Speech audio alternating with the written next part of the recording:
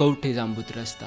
मंडळी, आज गोष्ट लय निराळी होती। आज गोष्ट एका लक्ष्मीची होती। हो मंडळी, लक्ष्मी म्हणजे जी काय तुम्ही समोर गाडी बघताय ना तीच। या गाडीमुळं साई केटरर्स म्हणजे चंगू मंगू यांचे साई केटरर्स एकदम थाटात आणि जोशात उभं होतं।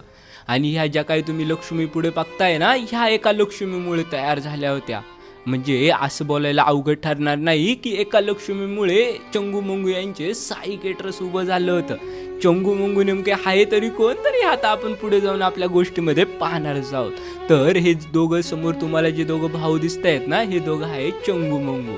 आणि यांनी एवढं शून्यातून विश्व निर्माण केलेलं। आजच्या घडीला साधारणपणे 10 ते 15 वर्ष होतील। यांच्यावरती माऊलीची कृपा होती आणि त्याच्यामुळे यांनी एवढं मोठं साम्राज्य तयार केलेलं। मंडळी, पुरातन काळापासून एक गोष्ट बोलली जाते, अन्न वस्त्र निवारा ह्या माणसाच्या मूलभूत गरजा आहे। त्याच्यातलं अन्न तयार करायचं काम चंगू मंगू यांचे साई केटरर्स करतं। दिवसाला साधारणपणे मिनिमम 5000 लोकांपासून तर मॅक्स टू मॅक्स 25 ते 30,000 लोकांचं जेवण हे चंगू मंगू साई केटरर्स करतं। आणि त्यातून त्याच शिरूर तालुक्यामध्ये बाहेर टॉपला चालणारे हे साई केटरर्स आहे, नाही का?